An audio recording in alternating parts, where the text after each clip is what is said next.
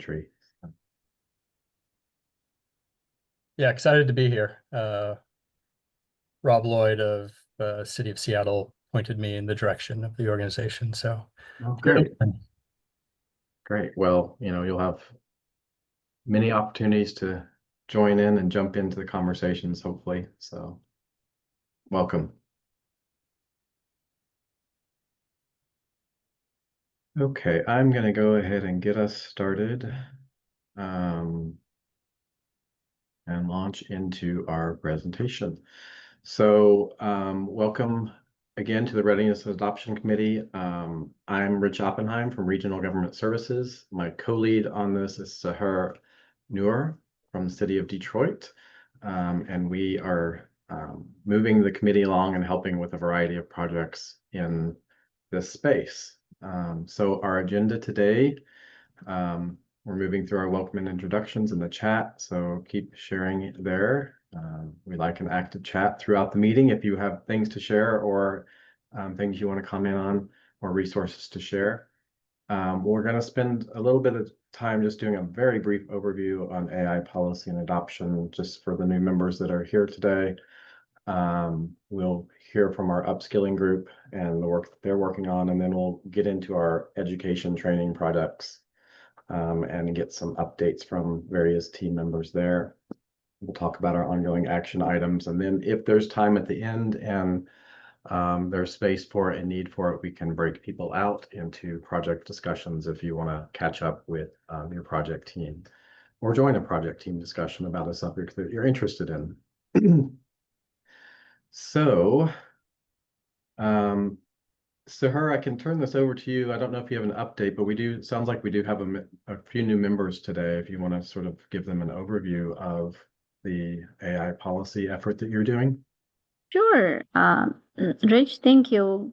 Hi, good afternoon, everyone. This is Sahar Noor. I work for City of Detroit.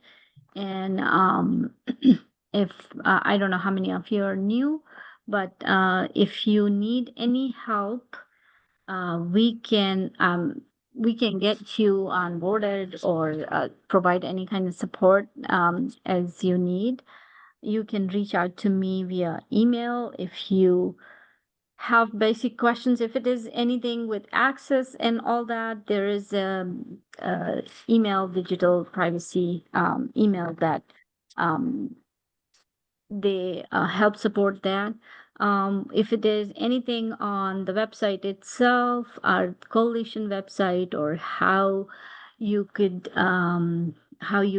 the policy and adoption, like, where do you start? If you have questions on how to create the policy, who the players are, how to approach within the organization, or anything like that, or even in general, if you have any questions, I can help with that. And if you need a one-on-one to walk through or have questions specific to your agency, then maybe we can address those as well. We can set up meeting depending on the nature of your request. We can either set up a meeting to review that, or you can reach out. I can send you information via email. There are lots of different ways to get help, but don't be shy. Please reach out. This is a great effort by the coalition and the San Jose board. So we, excellent resources that we can utilize. So please feel free to avail the help that is available. Also, after I go through the slide, I'll take a pause for any questions. There are documents on the website. The link, I hope that's the latest link. There's policy manual, fact sheet, incident report, and things like that. There are a bunch of other resources too, but because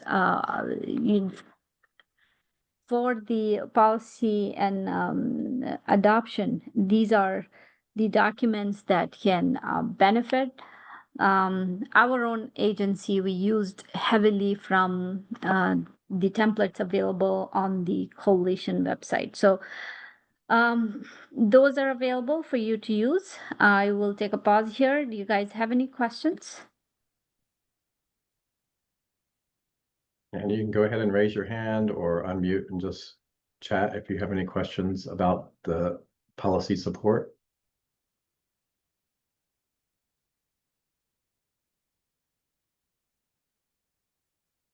Okay. Even if you don't have now, if you think about anything later, you can reach out later as well via my email, and we can get you the help. If there are no other questions, I will turn it over to Rich. Right. Thank you so much, Sahar, for this review. Of course. Thanks. We were going to do a little update on our upskilling working group, and I believe Rick is on the call today. So I will turn this over to him to give an update of the efforts that he and Lana are moving through with that group. Sure. Yeah, so Lana is away this month, so I'm keeping the ship on moving forward. And so the main things that we have are you showing the slides there, Rich? I believe so. Are people seeing the slides? I see the upskilling working group slide. Perfect. That's the right one. Cool. Great. So just to speak to that, there's a playbook draft that we created. We've been talking about this in the last couple of meetings, and one of our very prolific members, Chris Wiseman, who's on the call, put together a couple of volumes. It's a really deep dive into government material that around AI literacy, and from both things that have already been done in the education part of GovAI Coalition, and then from his own work. And I'm suspecting we're going to need to pare it down to make it more of a playbook than a book. But basically, we would love to get government representatives to take a look at it. And right now, you have to be in the working group to have access to it. But it's easy enough to just pop into the Slack channel that we mentioned in the slide, and just say you're interested, and we can get you in there. And so that's a really nice start. It was great to have an actual government person taking it and running with it, because Lana and I are both outside in more intermediary roles. We also have a group of people working on continuous learning and specifically on certifications. And so they, in one of our recent meetings, put together this table about criteria around certifications and have been populating that. And so that working document's in progress. We basically have Dr. Rapini and Tennyson Williams are the two main people, and Tennyson is an intermediary for community colleges and training people into internships and apprenticeships. And Dr. Rapini is an educator or an academic who wanted to have a role in this. And so that's making good progress. And then on the collaborative upscaling with rigor, so in our very first meeting, we had a participant from Coral Gables who just has one of the most prolific IT teams that I just saw as a model for what anybody could learn from. But he's the head of IT for this multi-person organization, and has really not been we haven't been able to connect with him to get, like, what tools are you actually using? You know, we didn't take close enough notes in the meeting and such. And, you know, what learning are people doing, and what roles are they taking on? And as the working group has been coming together, it's been great. As someone mentioned earlier, it's just so cool to see people from different parts of the country engaging in different ways. And Chris was a great example in that. But what I'd really like to do, I get the feeling a lot of people are not from the IT side of things, and they're more, you know, in the trenches working just to get awareness and AI literacy in their groups. And so basically, again, in the adoption support channel, if anybody has any experience, just knows people who are the AI specialists or the Gen AI application engineer, that's a emerging role when you talk about startups around here and what they're hiring. In Silicon Valley, those are the kind of roles that would be interesting to get people to learn about, that are actually in government and are achieving things. So yeah, so it's basically I'm seeking referrals because I want to base it on what's already working in government and what government can state is in need. But we have a bunch of people ready to run with that. And the last thing is, as an initiative, is basically an AI tool where one of our members of the working group created a prototype where we just trained it on some of the GovAI material, and then it was meant to be essentially an Ask Me Anything, almost a chatbot for it. And so we have, between some of the people that are in the working group, a set of interns that are working for their organization. So I'm not sure we're going to pull them in, but they have offered to potentially have the interns, build out this tool in a more real form. And so the prototype looked cool, was promising. And so that's just one other thing that's out there. So there's a lot of good, exciting stuff brewing in the group. And it's been great to have new members each time. And hopefully we're going to get to the point where we can start pushing things into an approval process. And specifically the playbook, I think, would be one that was actually Albert was the catalyst behind that and said that's a real good need. And so I'd love to have him and Chris getting together, and anybody else from government, because they're kind of at different ends of the country, at different ends of the spectrum on what that depth might be. And I think the more voices we have, the more we'll converge on something that works for everybody. Great. Thanks, Rick, for the update. And it's very exciting to see all the different initiatives this upskilling group is working on. I'm very interested in the playbook. So I did ask Lon for some access to that so I can look at that in some more detail. And I see Chris has his hand raised. Thanks, Rick, for the kind words. I appreciate that. And to his point, it can be a little daunting if you take a look at it and just see the amount of information, but please don't be intimidated by it. What I wanted to do was try to cover everything so that you can pick out and take the elements that are applicable to you and your teams, rather than having to find that, oh, well, I wish it had a section about this. I wish it had a section about that. I guess I'll have to do that myself. Hopefully, we will eliminate that, and you'll be able to pick and choose from the relevant elements. And at this point, as much feedback as we can get is really helpful. And that way I can make sure that if I had an oversight on my part and I didn't include something that people really want to see that would be helpful, by all means, please take a look at it, make suggestions, make recommendations, and I'll be happy to address any items that you feel would be helpful for you and your teams. So appreciate the feedback. Great. And as I always say in training, content is king. So it's always better to have too much material than not enough. And you can always repurpose and repackage that in different chunks if it's, a lot of content. But it's always good to have a lot of good base material to work from, for sure. And I think that's it sounds like you've done a great job of pulling together a lot of thoughts that will be helpful around the staff literacy. So I can't wait to dive into that. Layla, do you know if we have the link to the Slack channel that we could drop in here so that people could go and look at that content, or does somebody on that team have the link to that? Yeah, so the Slack, as of today, it's only open to folks in government and like civil society / academia. So at this time, we aren't adding anyone who works for companies. So just to kind of clarify that up top, if you would like to be in the Slack and you haven't been added already, and you meet those criteria, feel free to you can DM me right now over Zoom, or send me an email, and I can make sure that we add your email to that Slack space. Great. Thank you so much, Layla, for that overview of criteria and access. So appreciate that. And thanks to this group for all your hard work. Really excited to hear more about how this evolves. Hey. Hello? Yeah, I got a few minutes. Okay. Are you? I think that for it might be an accidental unmute, Rich. I'll just mute them. Oh, okay, great. Thanks.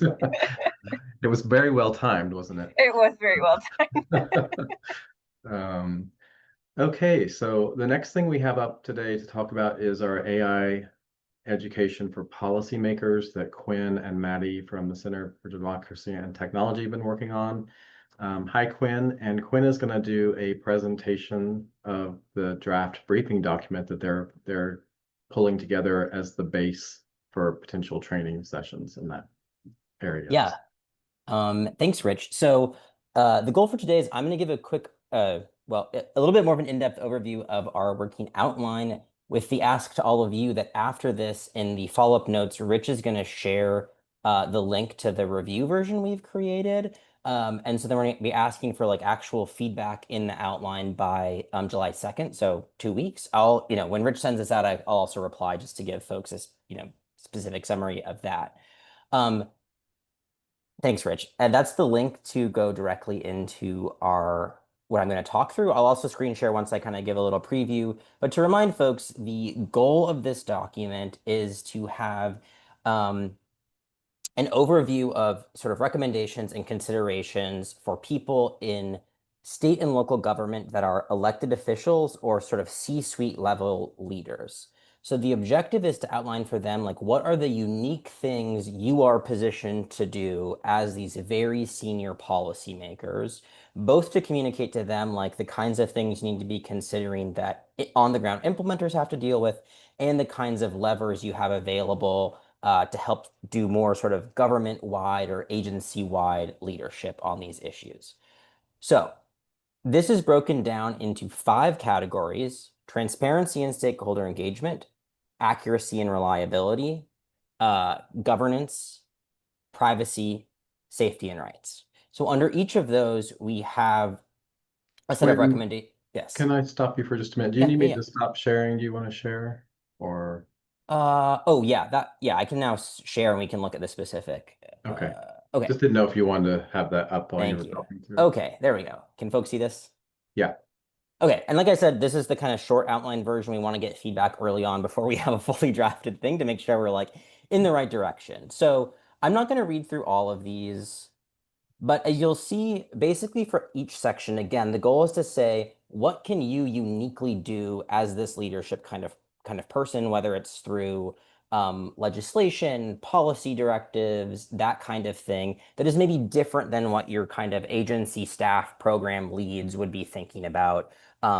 So just to give you kind of a flavor of what some of these are, I'll go through each and just highlight a few examples to kind of set this up for you as y'all take this back after this to review in more detail. So first, transparency and stakeholder engagement, for instance, one of the things we have in there is create advisory councils made up of government staff and then specifically external community members and academics to help inform decision-making around AI.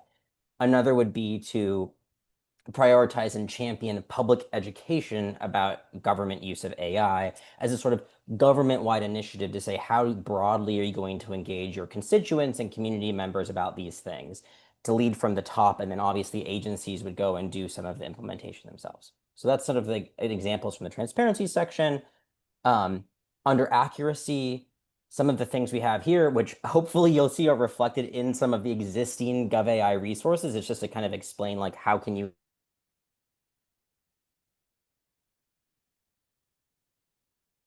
Looks like we've lost Quinn, or he had a connection issue. Yeah. Hopefully he will connect back. Maybe just give it a second. Yeah. Oh, Okay. Okay. can you hear me? Yeah, We can hear you now. Okay, I'm going to skip the screen sharing because my internet has been bad today. So I'll just sort of, hopefully folks can open the link and it's not You too want hard me to to follow. share it for you, Quinn? That would be great, yeah. Okay. I'll just pick up on the accuracy section just to give you a few examples there. And I was just saying, I don't know if you all heard this part, but hopefully you see that these are also trying to reflect Okay,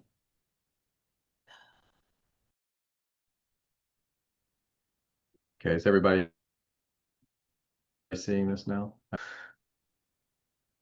I can see it. Yeah. I don't hear Quinn anymore though. Yeah. Okay, I think I'm back. Okay, great. All right. What I was trying to say is you're trying to reflect some of the existing resources that the GovAI Coalition already has and to explain how these sort of senior leaders can use them. So on accuracy, for instance, adopt acceptable use policies and build in requirements for things like human oversight.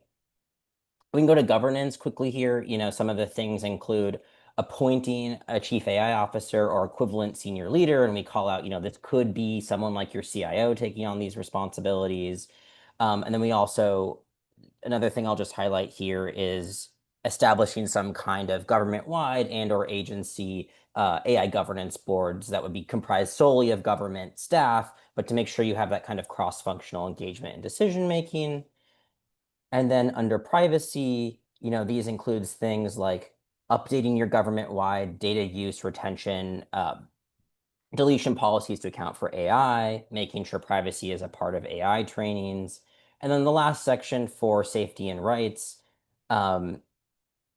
two things we highlight here, making sure your civil rights and risks officers and leaders across government are integrated into decision-making, and to require some form of heightened risk management for high-risk use cases. So obviously there's a lot more in there than what I highlighted, but those are just meant to give you some sense of what we have in there. So the ask for you is, go and review. I think the key things that would be most useful to get feedback on are, one, we're really trying to make sure these are appropriately tailored for the kinds of leaders that this is intended to inform. And two, are there any obvious things we're missing that y'all experience in your day in, day out that you would want senior leaders to be thinking about? So everyone should be able to comment and stuff. So please, we want all your feedback. I'd say the other part of the plan that I'm going to highlight is, we're sharing it with all of you, obviously. Please, any colleagues that you think might be useful in giving feedback, please feel free to share it with them as well. But we'll also be doing outreach to some of the other sort of national membership organizations like National League of Cities, National Governors Association, Conference of Mayors, all those kinds of orgs to get a broader set of feedback and that kind of thing. So I'll stop there and see if folks have any questions. And then I think the future plan obviously would build this out into a full-fledged resource that would be coupled with the trainings like Rich mentioned. And thank you for screen sharing on my behalf. Sorry for the internet woes. No problem. It always happens in crunch time. Yep, perfect timing. Does anybody have any questions? And Quinn, great job pulling this together. Again, like we were talking about earlier, this base material is really helpful for, centralizing what we want to communicate to this audience. And I think as we talked before, these are the people making decisions that are going to impact what we can do with AI in our agencies and legislation that impacts what we can do. So the audience is really critical for AI in general, I think, in government. So I think getting them this information and giving them some bite-sized things that they can absorb in all of these subject areas will be really helpful. Yeah. I'm not seeing any hands. If you're really interested in this topic and really want to dive into this, let us know. We can get you added to the team, as always. And I will include this link, as Quinn said, in the meeting follow-up. And hopefully, if you can get some feedback to Quinn on this content, anything that you have suggestions for or really like, let us know, and get connected with Quinn about that feedback. So, and I'll send reminders, and this obviously isn't the last time to get feedback. We'll do the same thing once we have like the first draft and all of that. So we just want to make sure there's lots of opportunities for folks to weigh in, so this actually reflects what is most useful. So yeah. Absolutely. Layla? Yeah, I actually do have maybe a comment for Quinn and the group to just like consider as we take this stock and review it. One thing that we have found in the Community Engagement Committee, as we've put together some of these resources and trying to get more of leadership, including electeds and senior officials, on board with community engagement, is framing some of these reasons or arguments through the lens of like the return on investment that those leaders will get from taking this advice into account and actually acting on it. I wonder if there's any room to do that with this document. Like how, if there's any way we can frame some of these recommendations that might resonate a little bit more with folks who are in those positions. For example, for public engagement, one kind of return on investment that we have identified that tends to speak to leadership sometimes more strongly than others is it can help you avoid PR disasters down the line. So, you know, even if there isn't that like typical culture within an organization to do early and high quality community engagement around high risk AI systems, here's a real benefit that you can get from that, which is preventing headlines that you don't want to see in the media about your agency. I think that those kind of like it's more of a tactical approach to trying to see the execution of these points here in the doc, but I think that practical stuff is always helpful. So I would maybe just have us consider if there's any way we can kind of get some of that framing in here. Thank you, Jim. I see your comment. Totally. Yeah, I just put a little note to myself in the doc so you can see it to try to capture what you're saying. But yeah, I think we can add throughout sort of also the points on like, this will help you use your money better. This will help make sure that your constituents actually like the thing that you're making. So what I'm hearing too is that can be the kind of like front matter for each section before the recommendations. Is that kind of what you're thinking? I think so. Yeah, maybe just to kind of hook folks in at the top, like looking at accuracy, what's a way that we can frame it, which tends to be a little more pragmatic, is like, regardless of the ethical or responsible AI considerations of a system, we want to test it because we want to make sure that it's actually going to provide value for the agency, and we don't want to waste taxpayer dollars. So that's a pretty like use case agnostic approach that I think can apply to pretty much any instance and still kind of like promote some of these outcomes that we want to see. Totally. And the same thing for like privacy and safety too. Like you'll have a PR disaster if you have a massive data breach because you didn't do your due diligence. Yeah. And a lot of like fines that you're gonna have to pay. Yeah. Yeah. Cool. Super helpful. Yeah. Especially stuff like that. I think we obviously focus most on what are the recommendations, but especially like framing suggestions, I will be really helpful. So thank you, Layla. Yeah, for sure. Great, thank you. And it looks like there's some comments from Jim in the chat also, more on the why and ensuring we maintain trust, getting good value, avoiding breaches, preventing bias. So those are great call outs, Jim, as well. Thank you. And thank you, Quinn, for walking through this very quickly with us today, and we'll get that information out as I mentioned. Thanks, y'all.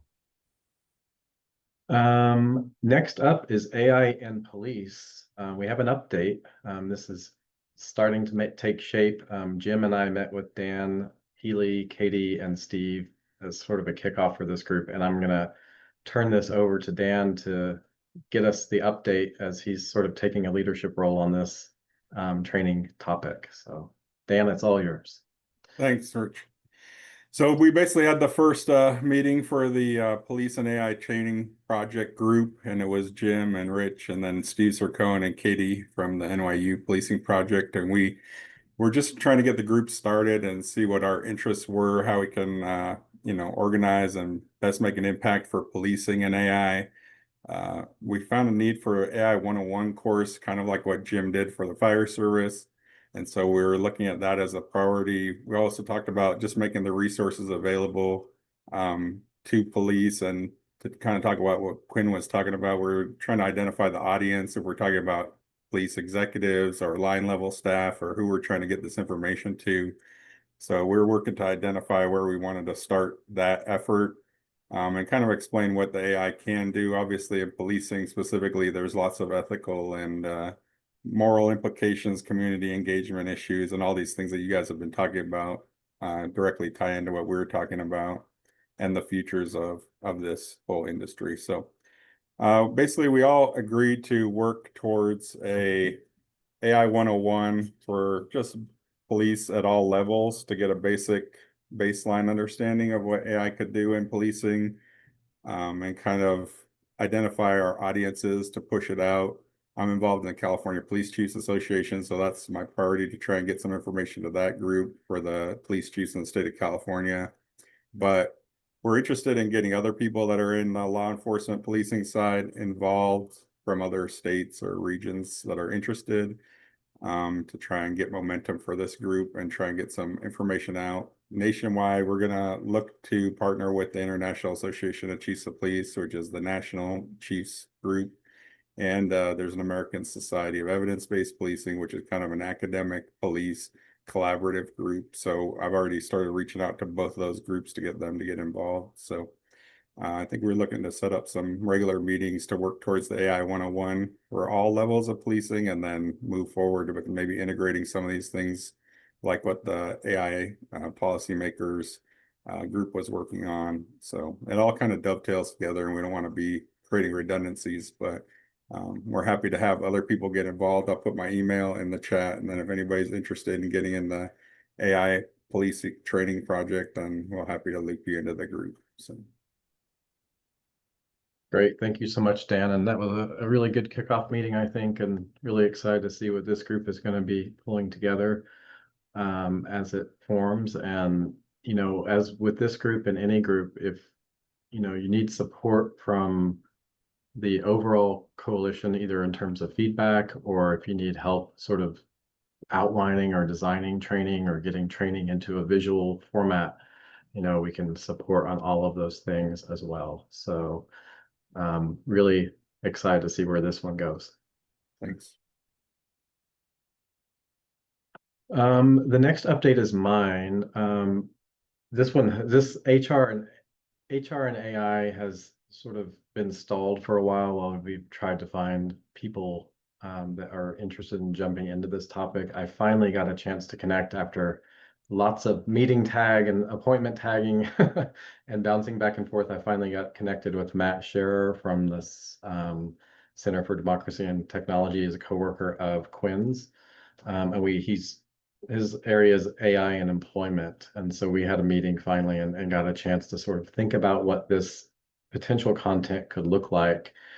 We're envisioning, again, like all of these topics is sort of kicking off in AI and HR 101, sort of understanding what AI is good at. You know, it's great at summarizing and reviewing data. What it's not quite so good at is sort of making, you know, unpredictable and nuanced situations where human judgment and adaptability is critical. And a lot of the decisions that are made in AI fall into that category in terms of, you know, whether somebody gets a promotion, whether somebody gets hired, whether somebody gets, you know, how AI is impacting the labor force and the workforce. So there's a lot of nuance and risk areas with AI and HR. So we're really sort of focusing on providing a sort of a baseline content about, you know, how should HR be thinking about AI and how do we keep humans in decision-making loop? You know, one of the things we talked about is like AI can be great at reviewing resumes, but does it introduce bias? Does it introduce decisions that are any better or worse than what a human would make, right? And so you were thinking maybe a good AI application for this might be to have it review resumes, but then a human looks at all the rejected resumes and scans those for bias and looking for opportunities to include more people that the AI may have unintentionally excluded. So there's just different ways that we were sort of exploring how we might advise people to proceed, but we were seeing this as like an AI and HR 101, and then some sub-courses in specific HR areas like recruiting and selection, labor relations, etc. Also some content on guiding both leaders and employees on implementing AI in the workforce, adhering with policy, getting into larger workforce development discussions. There's a lot of leaders that are saying things that are intentionally or unintentionally maybe threatening to workforces, like, you know, AI is going to replace half the jobs of the city or things like that. And those are things that HR really needs to be involved in the conversation about how to address improving efficiencies with AI instead of making your whole workforce feel like half of them are going to get laid off. So there's a lot of content that we think are really that we have a chance to explore here. I'm pulling together a potential course list, and Matt and I are going to bounce that back and forth, but we are looking for other people that are really interested in diving into the AI and HR space and also looking for agencies that we could partner with, some of our you know, regional or national HR associations. So if anybody is interested in this or has recommendations or people that they know that might be good resources for this group, please send them my way. If you know of anybody that may work at some of our agencies like SHRM or the other one is IPMA, I think, IPMA HR, any of the sort of the larger HR associations that might want to partner with us on some content, I'd love to hear it. So, but also wanted to open the floor to any questions about this content that has sort of been languishing, but now seems to have a little momentum behind it. So, any comments from the group?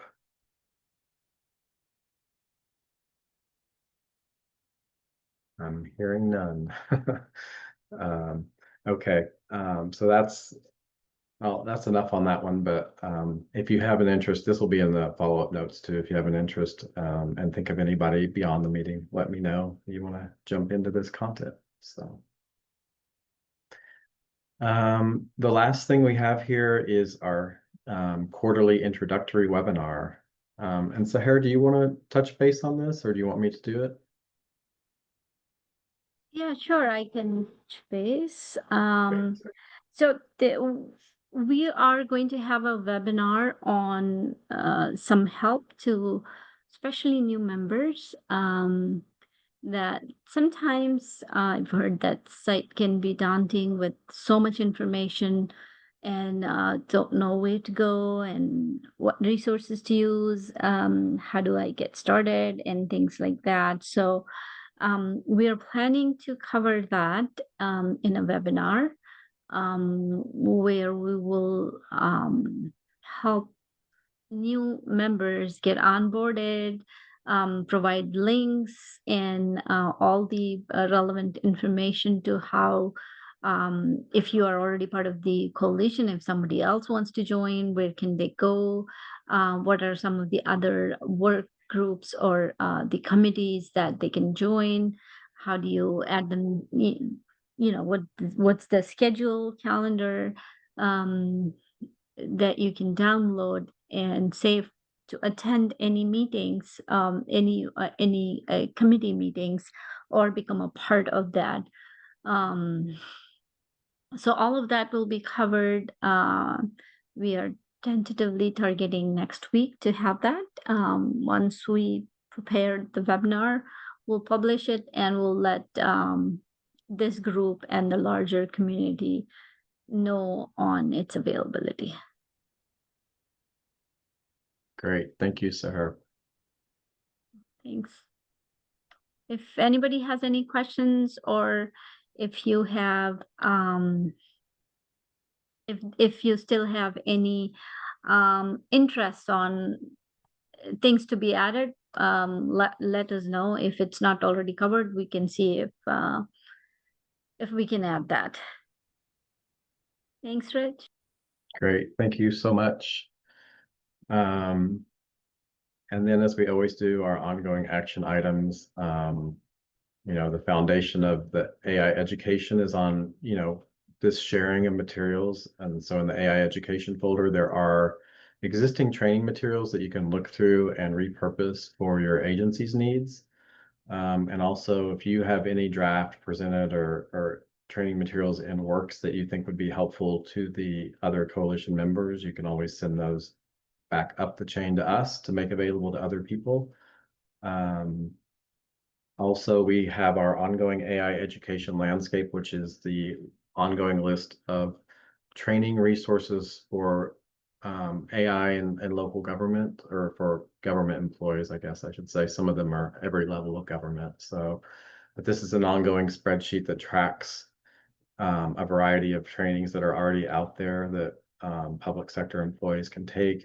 Some of them are free, some of them are cost-based. It's a nice repository of information if you're looking for training for your staff. It also has a comments tab there that you can, if you've taken any of the classes, you can give your feedback on whether it was effective or not, what audience you think would be the most appropriate for it. So always feel free to get into the AI education folder and check out those ongoing resources. And then, you know, as we've said in these meetings, how can I get involved? Any of the members on the call or in the larger committee can volunteer to assist on any of the projects we talked today. That's how we keep things moving. You know, you can get involved. There are a lot of things you can do, either, you know, helping us draft outlines and content, building a PowerPoint, just even contributing to brainstorming and feedback, and maybe connecting us with external organizations that may be able to add value. So there's lots of different ways that you can get involved, you know, based on your time and availability. So reach out to myself and Sahir if you want to join a group. If you have an idea of a project or an AI training topic that you haven't seen in the committee, definitely feel free to reach out to us about that. You know, they all start with the germ of an idea, and then a team coalesces around that. And so, you know, if you have ideas, we're really open to hearing those, and want to move them forward if they exist. So, and then, you know, as always, share internal AI practices and tools. If you find great resources and things that have helped you make good decisions around AI, always feel free to share those in these meetings, in the chat, or in response to the emails that go out in terms of follow-up from the meetings. So I wanted to open it up to see if you know, we've covered a lot of material today. Are there any questions that anybody has? You know, we have a couple of new members here today. You know, we've covered a lot of material, but is there anything else that people have any questions about or want to comment on?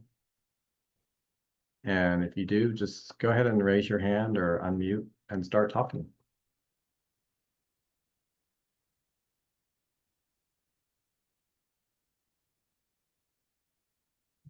Okay, we've got a very quiet group today. Normally it's not so quiet, but that's okay. It's been a long week, hasn't it? You know, hey, Albert. So we have a few minutes left. Is there anybody that wants to jump into a project team meeting or discuss something?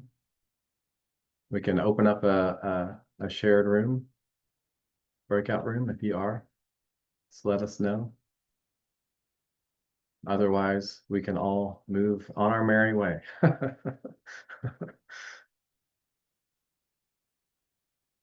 Dan, do you unmute? No, I'm good. People sent me connections. I'll connect offline, but thanks, Rich.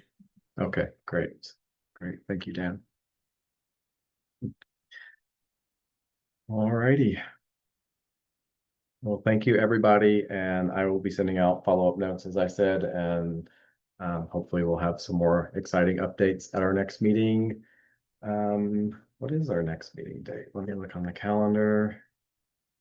It is June 2nd. So July 2nd. July 2nd. Thanks. I'm trying to go back in time. Hey, me too, man. All right. Well, everybody, thank you so much today. And we will see you on July 2nd. Thank you. All right. Thank you all.